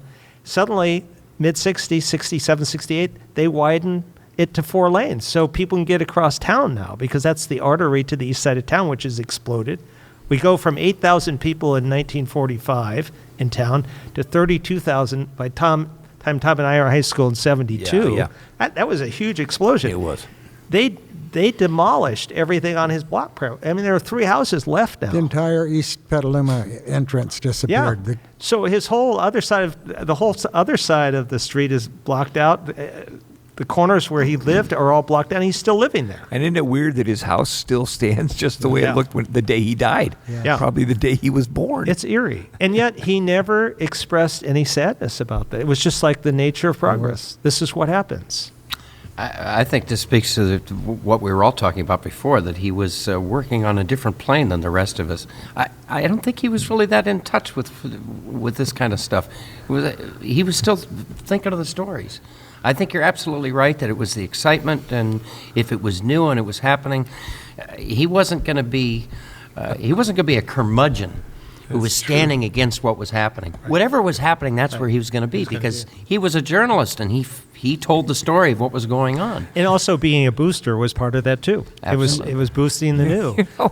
In that vein, by the way, was it Bill that said Petaluma's? We got a new Taco Bell, and Bill's article was that Petaluma is becoming the culinary capital of. Yes. Now, Tom, you should know, because every day in high school, Tom drove me to the Taco Bell on the east side, and you had same lunch every day. Tacos, You So call you it and the beans and cheese. Yeah. So you followed his advice there. I absolutely did. I agreed. John, you mentioned that Bill followed the society at Gilardi's and the Redwood Room, but he also went to all the bars. He all the time, he mentioned the Yosemite Hotel and Two-Ton Tony Mazzolini that ran it. And explain where that was, too. That was right on the curve of, it's been straightened a bit now, but on East Washington Street. At Weller Street there. At Weller, where Cragen, is it, or O'Reilly or Auto Parts is. Carlo Patoki had the Tivoli across the street from where Bill lived. His father actually bought the bar for Carlo. He didn't even know he was going to run a bar until one day he came home and said, Dad said, I bought this for you. But Bill kept us abreast of him, of Ray Wilson at the Hideaway was always a topic. Bergie Hergert was a bartender at the Hideaway. They all got mentions. At Bill, this was society for Bill. He could mingle and say who came in and get these stories through the and Mario, of course, at Mario and John's. And it wasn't just the high caliber places. Oh no.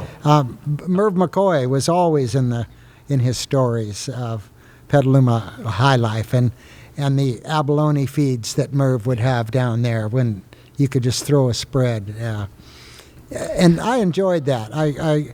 This is where we got to know Two-Ton Tony Mazzolini. Like, what kind? I knew him because they were on my paper out also. The area of East Petaluma that got taken down had Kavanaugh Lumber, and Stuttert's Meat Market. Yeah, where you got a hot dog. Here And it had the wooden sidewalks still. That's right. Just that was history. And the railroad in there, the Petaluma Santa Rosa Railroad office, and he knew railroad people. He knew. Oh yeah.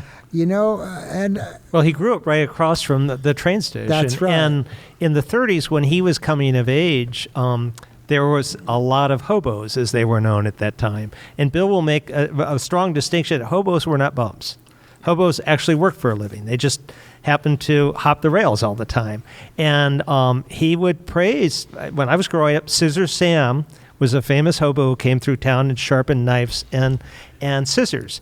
And he always came to our house, and he went out back, and it kind of ticked off my dad because he had a knife collection. He was really proud of it. My mother would have Scissor Sam sharpen them up, and he was not pleased by that. But she would give him a meal for lunch in exchange for his work. And Bill wrote about Scissor Sam's all the time, and we all accepted Scissor Sam when he was in town. You kind of look forward to, Scissor Sam's here. Later we found out the hobos marked the curb outside your house. So they knew who to come and get a meal from for doing whatever, cleaning your yard or whatever, who the soft spots were in town. But he welcomed us to all kinds of characters that they weren't strange if they just wandered in town. And the crazier, the better. Okay, now, and from that segue, I would like to know more about, did Desert Dan exist or not? First off, I know Harlan, but Katie, do you know, who can give us an introduction to Desert Dan? Chris? Would that be Chris, is that you? I'll defer to Harlan. Part of Bill's column throughout was my mailbag. He would call it his mailbag, and he would refer to letters that he received. Sometimes they were questions, many times they were items. And Desert Dan Delaney was one who contributed stories. I don't recall if he went places, but it was always items of the... But was he real? That was the question. We never believed that Desert Dan was real. And then just before we started this today, Harlan, you said, yes, that he indeed was. We never knew by reading the column, and I'm not sure Bill knew who Desert Dan was. Okay. But I met Carol Wilson, her married name slips me. Norton. Yes, Norton, right. Carol Norton. And I've known her for years, and she told me my dad was Desert Dan Delaney. Whoa. Several times, and she says I have, proof of that. Carl Wilson was her dad. That was Desert Dan, apparently. They lived on Mackenzie over in McDowell Village. He was a prison guard down at San Quentin, and Marjorie Wilson was a clerk for the city of Petaluma. And you may recall, Chris, there were always legal items or notices, and it was Marjorie Wilson that would sign city clerk. So this was Desert Dan. But what would Desert Dan do in the column? Like how were we, the audience, introduced to him? Just through items, He wrote entire pieces that Bill published, and a lot of them were very factual based. Some of them discussed the desert. I remember geology. They were very unusual for a Bill column.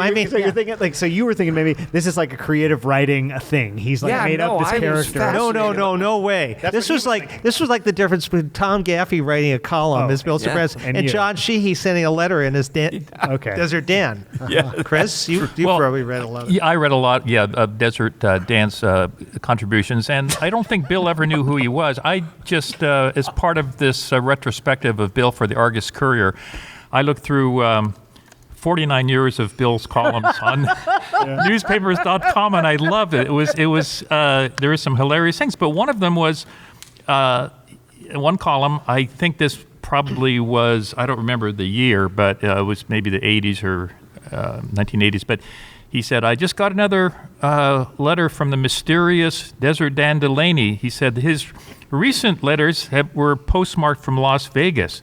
But this one, the most recent ones were postmarked from Palm Springs.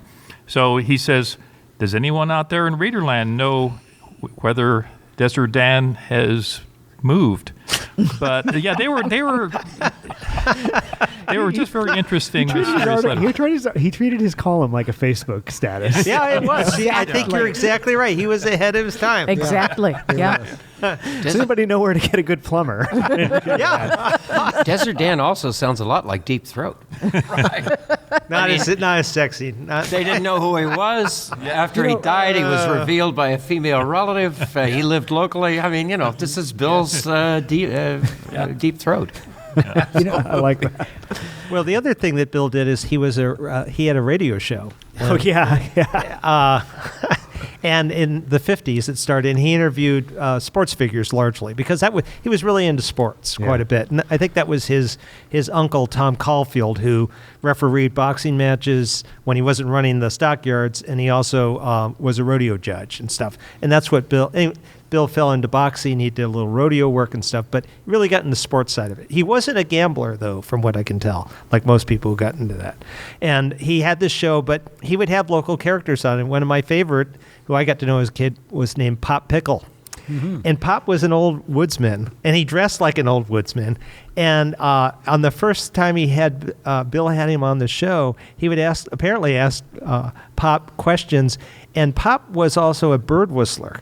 And he would respond to the questions with different bird calls back to Bill. That was the interview.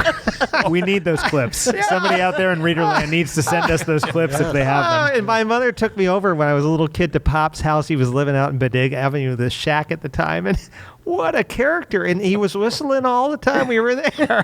Right. So what about behind the scenes? Because a lot of you worked with him or knew him personally.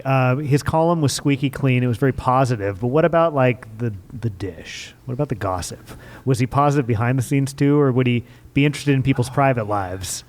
Because, I mean, he had to have been, right? You know, he would come down on Sunday afternoons, and the story always was that he'd end up at the Phoenix. It was the Showcase Theater in those days. He'd end up at the theater telling me story after he'd found his camera that he had lost the night before somewhere in town.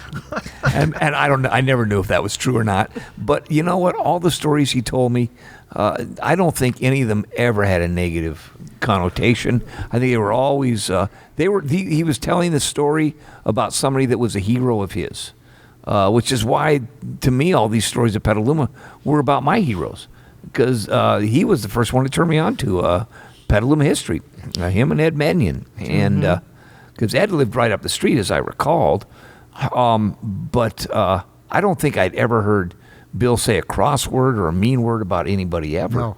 Well, and I guess I should expand my question. I don't necessarily mean a mean word. I just mean like, hey, did you hear that so-and-so sleeping with so-and-so? No. He would okay, never. Well, see, this is what I need. Thank Absolutely not. He was about as kind and G-rated as you could get. Now, I know, because you told me that in the interview that he told you on more than one occasion, Chris, that he did know all the dirt about all the locals. He did have negative things to say about some people, but you'd never get him out of him publicly. Yeah, never. I mean, I remember we'd be at events, and he'd say, "Oh, that guy's a crooked son of a bitch." But it was absolutely under his breath. It would never be in his column, and he never said it out loud to anybody that was listening. Yeah. I'm sure, Dave DeVoto and Terry Hilton and other people who knew him really well would probably attest to this. I'm sure he spoke to them the same way. I'm sure I'm not the only one. But he did that a lot. But, he was very professional. On some level, how could you not? You do this column. I just mean because I think about, I'm trying to think what life as Bill Soberanes would be like. And it's like his column was his column. But man, he knew probably everything about everybody. That's right. And when you know everything about everybody, you want to share it with your people a little bit. You know what I mean? I know that he was a great man and he was squeaky clean. But I think that he was a gentleman, and gentlemen do not do that. Yes. And he didn't dwell on that stuff anyway. No. I wasn't attribute interested in that. What was interesting for him was promoting Petaluma. Yeah. Exactly. He didn't care about the garbage. He was all about. Oh, he did dish though, and there were people. If you read through his column, as I have done, like Chris Samson has, there are little dishy items there, and it isn't dirt on people necessarily, but people also know he traded information. People knew that they floated things. If you, Jim, decided you were going to see if you wanted to run for city council, you would put it into Bill's column. He would run it for you. Say, rumors are that Jim Aegis is considering a run for city council. That's how he got. Helen Putnam played him like a fiddle. And he loved it. She would give him little scraps, and he would run it, and he became her biggest booster in her campaign for mayor in '64 and beyond that. And so he got access to these people too. So it was an interesting marriage there. Absolutely. Jim, it may be that I was female, and therefore you don't say anything mean about anyone to a woman. So, it may have been different with guys. 100%. Well, and like you say, he's a gentleman, Yeah, and he exactly. worked with you as well. Yes. So You three all shook your heads no. I mean, you never heard him. When the question was asked, I don't recall him saying a negative thing about people, but I know, he did have dirt on people that he could have used, but he just didn't Yeah. go there. yeah. I just recall him always being kind when we were kids. And after reading about his mother, I attribute that kindness to his upbringing. Yeah. His sister was just the nicest lady you ever met. And probably their home life was that way, except when he went out back in the barn and spent the night. His mother would lock the boys into that barn. She would actually lock them in. Wow. Of course. let's zoom in on that. What do you mean you'd go out in the barn and spend Well, the they night? had they call it a barn. They call it a gym, but it is a pretty good sized barn. It's still there behind the home. Yeah. And they had weights back there, and lift. The Bacleone family would lift weights when they were kids and stuff. Yeah. But Bill, so the clubhouse was what they referred it to. So they wanted to spend the night in the clubhouse, but Mom didn't trust them, so she'd lock them in. But the boards were loose in the back, Bill. Of course. And so they did their pranks, and they're running around or whatever I only heard a couple of stories, like the Halloween pranks and the they took a wagon apart and put it on someone's side of their roof or on their garage. And of course, the next day they offered They took to help. the wagon apart. Okay, so Take the wheels arguably off. that could be vandalism. It could be classified. It as could be, but then they would help the neighbor take Put it it back down to- the next day, and the neighbors knew who did it. Yeah. And it was small fries compared to the sort of pranks that used to go on in the 1800s in this town on Halloween. It's- I mean, if you check the yesteryear's column, you're the expert in this, right? Well, I was, I mean, they used to do really mean-spirited stuff, Yeah. Yeah. And no, I'm sure. And then, and with boxing, I went up on the porch one day to talk to Bill about boxing, and I named some people I knew. I don't know if we want to name names, so I won't. There was always reputations of tough guys, And I would say, "What about Joe Smith?" And he was a tough guy. He was tough. He was really tough. So what about Marty? He was a tough guy. He was really, really tough. And he had the exact same comments about 4 different men I had mentioned. Now, were you a columnist at the time? No, You were no, not. I wasn't. Okay, you were- I was no. He was a paper boy. I was an aspiring historian. He put me in his column a few times. If I mentioned East Petaluma, Bill liked me early on because he knew I loved Margaret. He knew that she was my teacher and that we had a bond. I have a book at home that Margaret gave me at the end of 2nd grade. It's called Johnny and the Birds. It's a great that she knew I loved to read then, and she only gave a couple of kids gifts at the end of the school year, and I got this beautiful book, and I would share that with Bill. And so he knew that I admired her, so he liked. We had this mutual admiration that way. I really appreciate this little off ramp we just took because we all have public lives and private lives, and I think Bill would share his public life with some, and with you, he'd give you a glimpse into some of his, his more juicy thoughts on things. Well, there's another private side of Bill that hasn't been discussed at all, and that's the Mr. Bill Soberanes, the husband. Yeah. Yes. From Jane. the first second I walked into that house, I knew that those two were so much in love with each other. And I recognized that Jane would do anything for him. She took care of him. She fed him. She bathed him. She never let me take him anywhere without making me promise, don't let him get drunk. Keep an eye on him. And he never walked out the door without her saying, Billy. And then he'd go over and he'd kiss her on the lips. I mean, they're too old. She had osteoporosis from years of cortisone because of her asthma. And he was a mess. And yet there was this, I was just amazed. I've been married 3 times myself. I'm well aware of marriage is like, but I've never seen a marriage like this before. No. And when I'd be at events with people, and the old guys, he was a joke. Bill was a joke. Bill is, hey, give Bill another drink, big joke. They didn't know what was going on inside his head. what was going on inside his head, number one was he loved his wife. It was an incredible marriage. They were crazy about each other. They were. And I think that's the most compelling part of Bill there is. Yeah. First time I saw it, I was just amazed. It isn't at all what I expected, because I grew up seeing him the way everybody else saw him, you know. And then I went to the house, and she was just the nicest, sweetest, most wonderful woman in the world. Yeah. She You know what loved him else? to death. And it dawns on me, she took cues from Bill. Was she not the one that started the Better Breathers Club? Yes, yeah. Yeah, incredible. And that sounds like such a Bill thing. She was so caring, too. Yeah. Because she knew I had asthma, so I'd come over the house, and she'd say, oh, you know, she'd ask me about it, and she'd talk to me about it. I brought my husband over to the house a couple times after Bill died. We'd go over and visit with her, and oh, my God, she was crazy about him. The two of them got along so well. And she'd sit there and talk for hours. She was just like Bill. She was, well, she's a better journalist than Bill would have been. We always assumed interviewed that she people. was the one that was editing his columns. Well, you know, this is, I kept hearing the same thing, you know, that his sister was writing his columns. And no, I think what was happening was Jane uploaded it on the modem. Was that the device she used? Yeah, at one point when we got computers, initially Bill would just type it on his typewriter and bring it in, and we would re-input it. But at one point when we got computers, we required all of our columnists to submit their columns online via email, and so she would type his column and for Bill and send it in over the modem. And So I think that's what people were thinking about when they thought that somebody else wrote his column. Yeah. He wrote it. I don't know, maybe she cleaned up the grammar a little bit, but he wrote it, and she just sent it in. Yeah.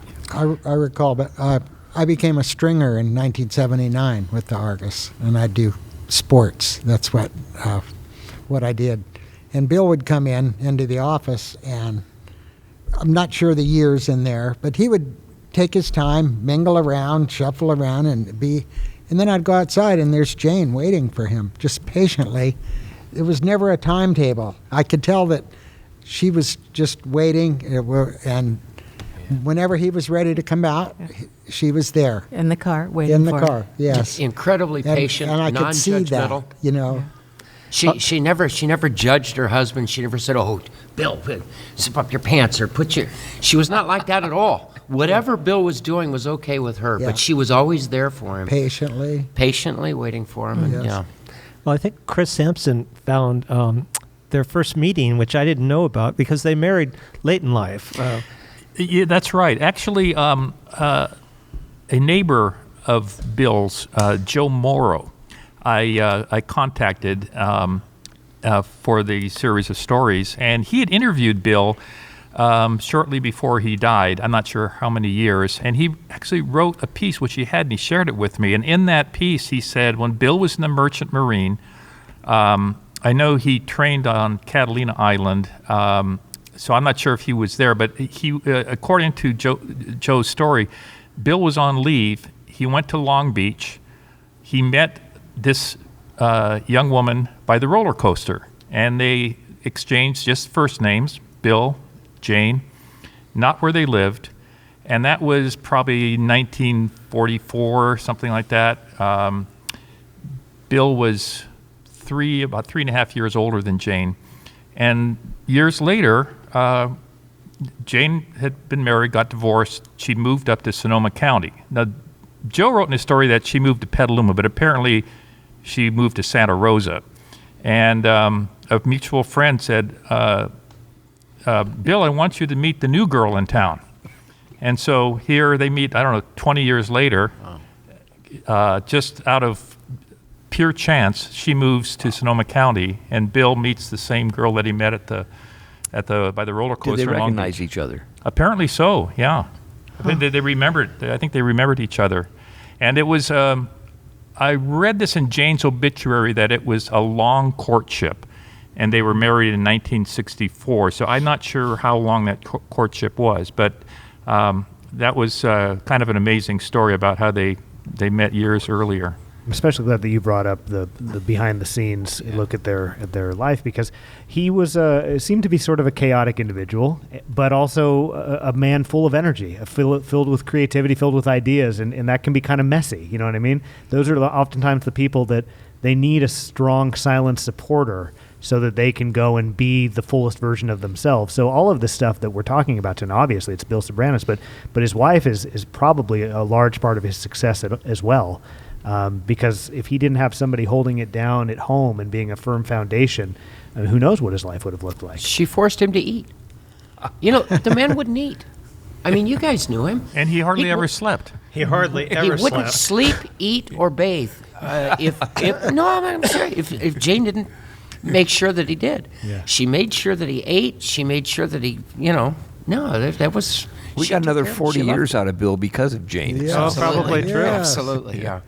He was like Einstein, he'd be wandering around talking. I had a college professor, Sonoma State, he was a philosophy professor, and he walked into the room one time, he had the corduroy sport coat with the patches and the little white beard. He looked like a typical college professor, and he came wandering into the class one day, looking just like Bill Soberanes, with a bunch of books like this, and he comes wandering in, and he stood there and he looked up at the lecture hall that was filled with his students, and he said, "Is this my class?" Yeah. Yes.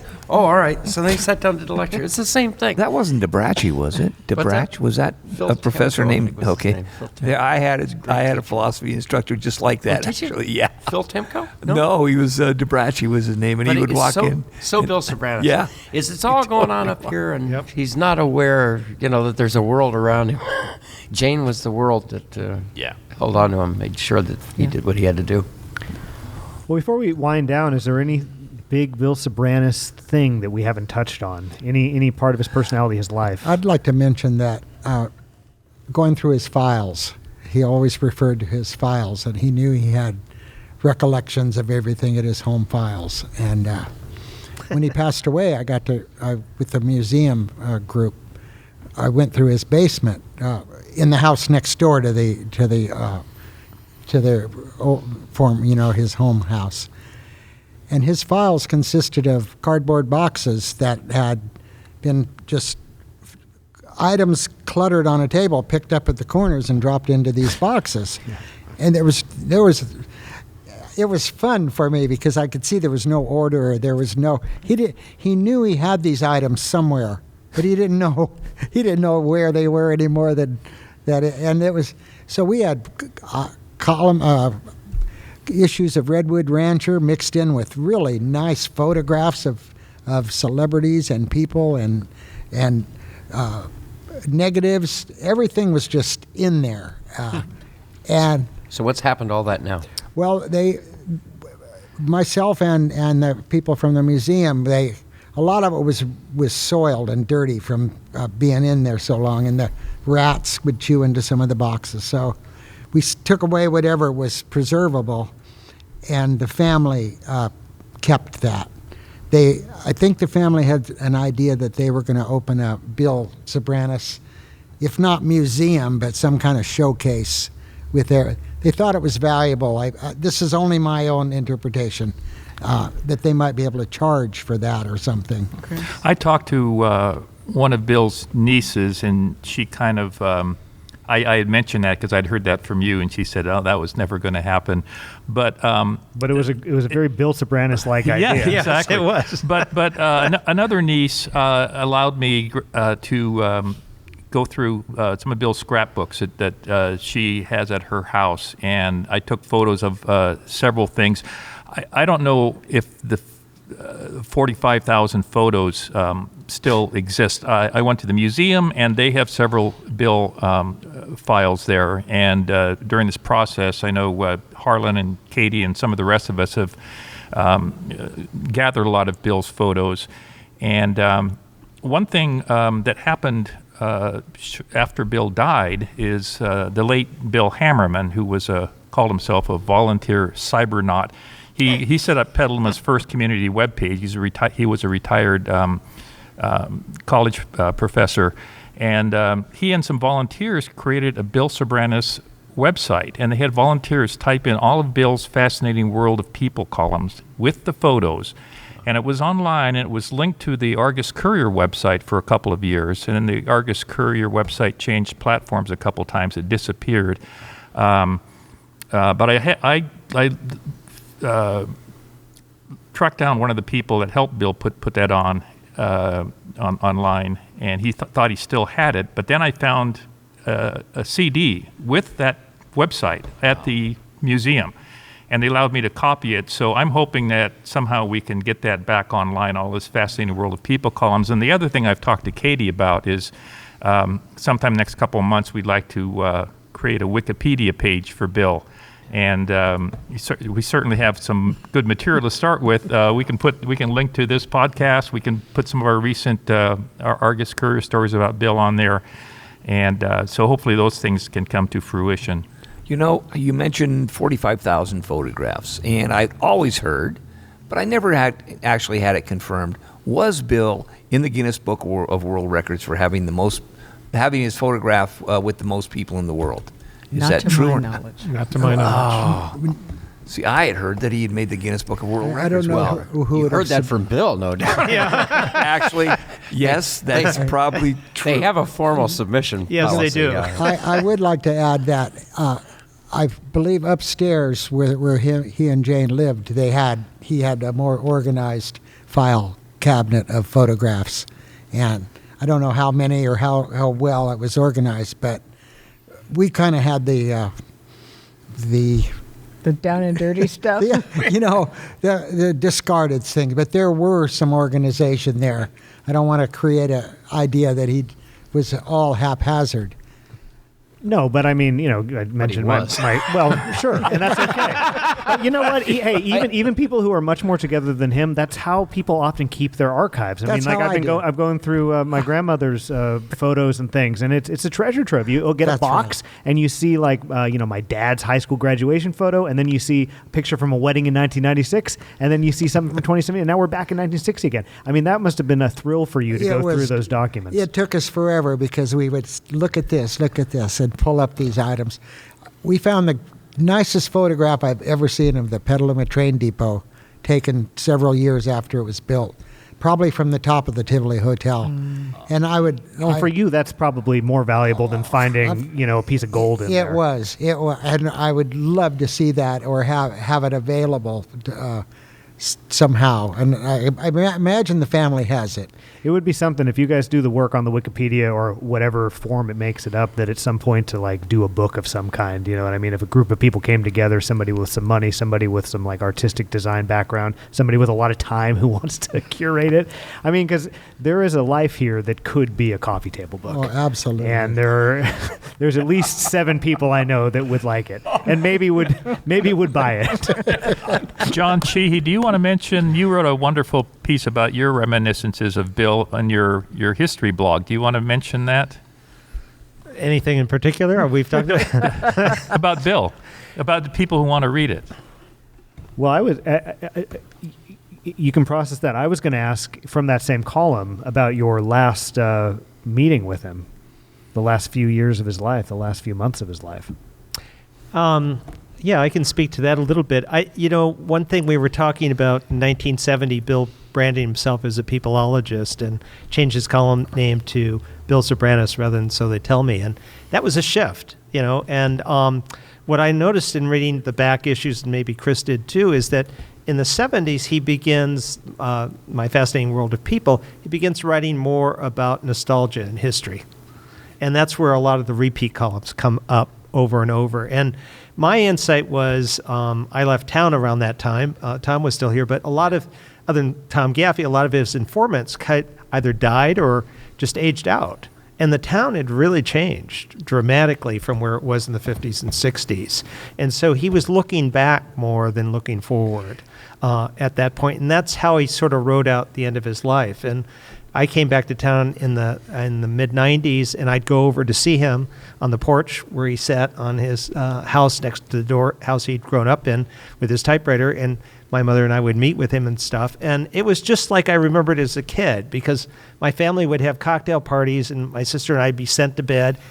And my father, who was a former bartender at Gilardi's, built his own bar in the living room, in the dining room. So everybody was out there. Your grandfather, Jim Ages, my father's best friend, everybody's party.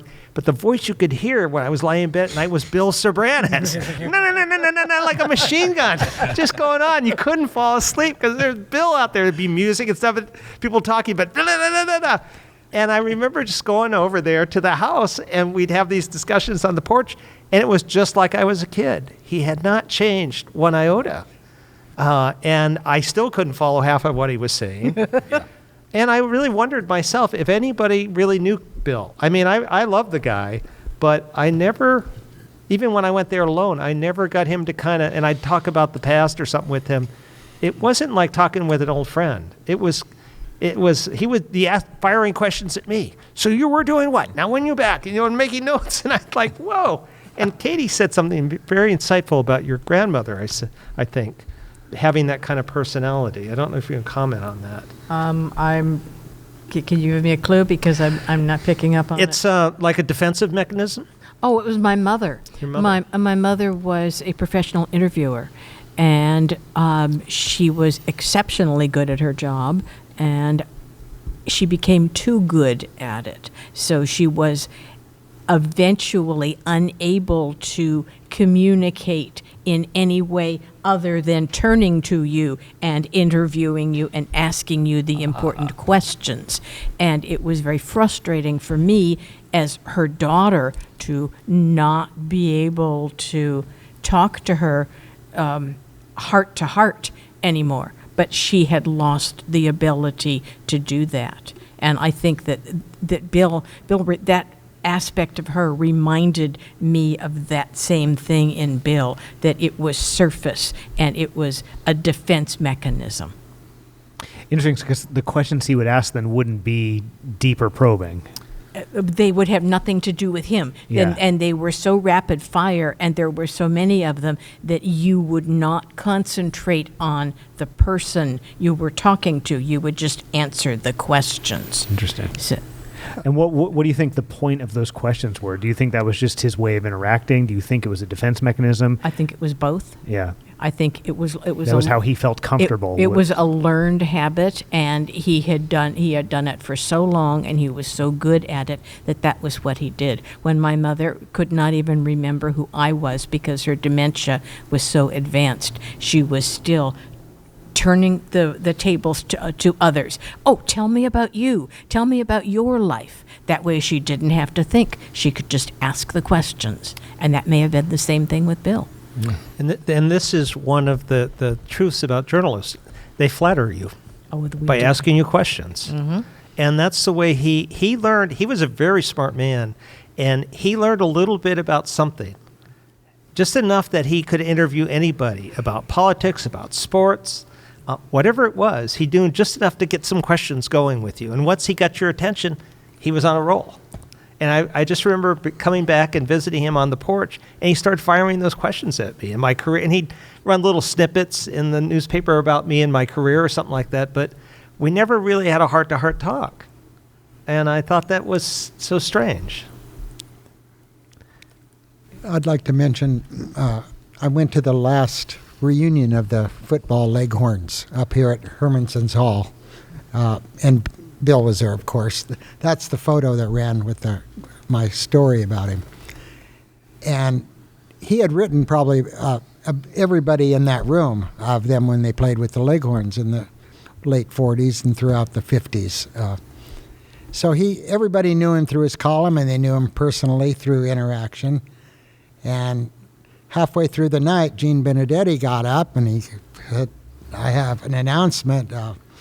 Bill has lost his camera. And the room erupted. Don Rickles never got that kind of response. Everybody got it. You don't know if it was a joke but they all just roared, and everybody had to laugh. And there his camera was on the chair, of course.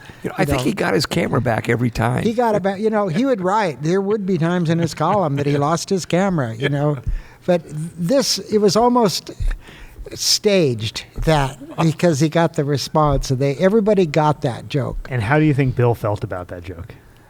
I think he rolled with it. Yeah. That was his life. He was the center of the joke. Exactly. He was the center of attention, and everybody knew who he was, and the laughter was because they knew him, and he probably appreciated that. They weren't laughing at him at all. Yeah. Bill had no illusions about what people thought of him. That's right.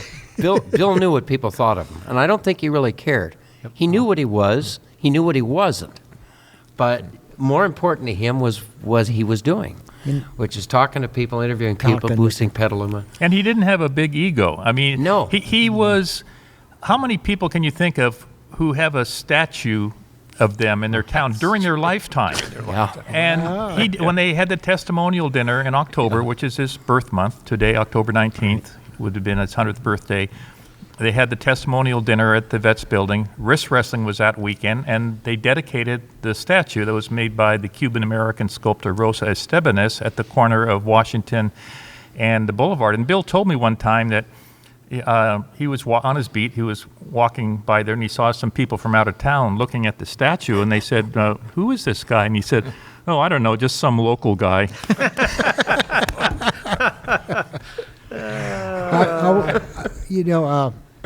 You asked John about at the ending of Bill's life, and I'm not sure when it was that he fell. He fell. Yeah, that's right. He didn't break any bones, but old people can't fall. He was 82 or 3 or something. So I went to see him in the convalescent home. He was there a few weeks, but he hadn't broken any bones, but he needed some recuperation. And his spirit, he was waiting to come home. He wasn't depressed.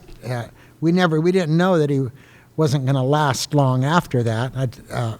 But he had the same old Bill. He was just waiting to come home again and resume his life. And I felt that optimism in him, visiting him at the convalescent home there. It wasn't at all a downer or negative. And we thought he might last. Nobody knew that nobody knows when they're going to die. We went to see him there too, and I was so shocked because, my experience, my relatives, so, my 2 great-grandmothers, they fell down and then they died. They got stuck in a facility and then they died. So I was really worried. So I went prepared for the worst when I got there. And you're right. I thought, what's he doing in here? Yeah. He was Bill. Yeah. He's sitting there talking. I don't know when the goddamn nurse is coming back here. That's right. And I thought, what's he doing? And then he was out. And I was elated. And I thought, oh, my God, this guy's indestructible. Yeah. He goes through what I thought was going to be this horrible crisis. I was prepared for the worst. And he was out again. Yeah. Yeah. And I really didn't expect that he wasn't going to survive much longer. I thought he was going to last. Yeah. I was so surprised because you're right. That's just the way he was in there. Yeah. Well, do we have any closing thoughts on Bill Soberanes? I think, first of all, I just want to say thank you all so much for this, because I think we really did do what we set out to do, which is created just a wonderful document that talks about how much we loved him and why he is Mr. Petaluma. You're right. Now let's take some pictures. Yep. Take a picture of me. Jim, Take two. Take a picture. Take a picture. I wonder if Write your name down. I'll put you in my phone. If Bill were here today, push on the button. That's right. Would he have the smartphone and do the selfies? Absolutely. Oh, totally.